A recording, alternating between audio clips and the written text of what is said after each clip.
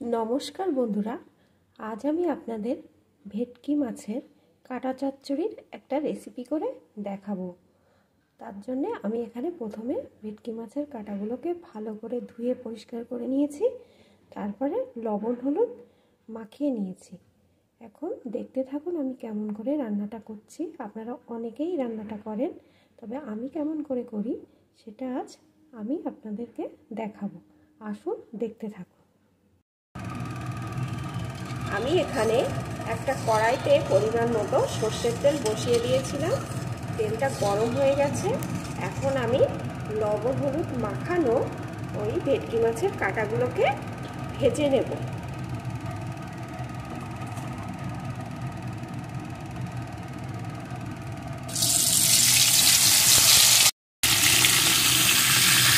উল্টে পাল্টে লাল লাল করে ভেজে নেব।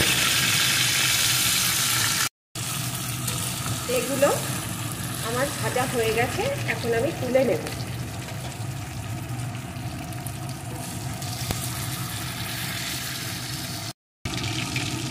তুলে নিয়েছি, এখন বাকি কাঁটাগুলোকেও এই একইভাবে ভেজে নেব।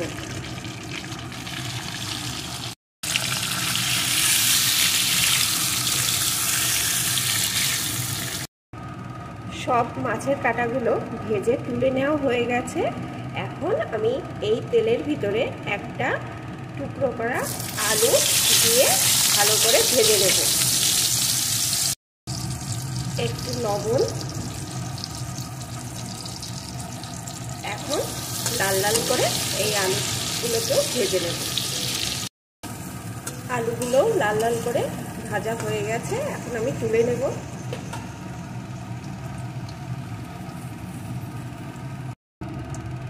আলু ভাজাগুলোও তুলে নিয়েছি। এখন ওই তেলের ভিতরে দিয়ে দেব দুটো শুকনো লঙ্কা, একটা তেজপাতা, একটু গোটা জিরে। এখন ফোড়নগুলোকেও একটু লাল লাল করে ভেজে নেব। ফোড়নগুলো লাল লাল করে ভেজে নিয়েছি।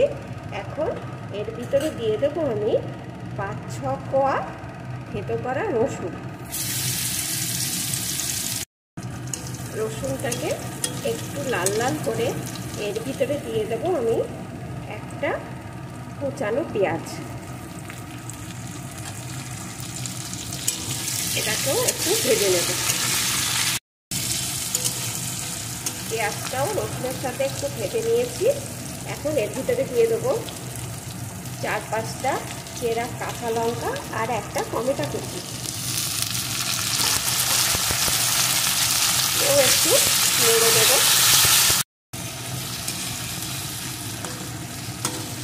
এখন দিয়ে দেবো এর ভিতরে একটু জিরে আদা বাটার পেস্ট। এই সাথেই দিয়ে দেবো একটু লঙ্কার গুঁড়ো। ঝালটা আপনারা আপনাদের পছন্দ মতন দেবেন। পরিমাণ মতো লবণ, পরিমাণ মতো হলুদ গুঁড়ো। এখন সব কিছুকে ভালো করে কষিয়ে নেব।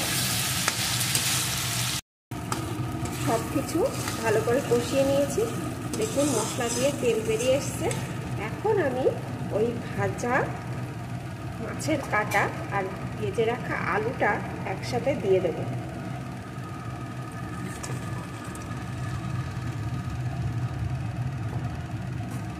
এখন এই সব কিছু মশলাটার সাথে আর একটু কষিয়ে নেব। সব কিছু মশলার সাথে দেখুন ভালো করে কষিয়ে নিয়েছি।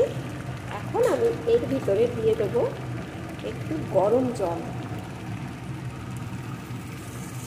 বেশি জল লাগবে না, অল্প একটু জলই দেব,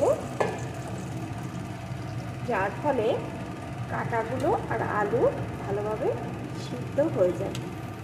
এখন একটু ভালো করে নাড়িয়ে নেব। নিয়ে এবার কিছুক্ষণ ফুটিয়ে নেব।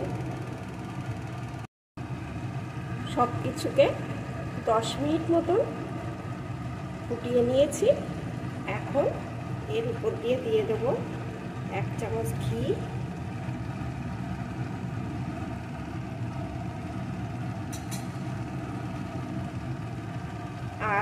দেব একটু গরম মশলার গুঁড়ো। এখন সব কিছুকে একটু নাড়িয়ে নেব।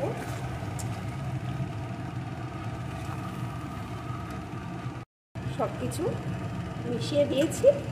আমার রেডি হয়ে গেছে ভেটকি মাছের কাটা চচ্চড়ি। এখন আমি একটি পাত্রে নামিয়ে নেব।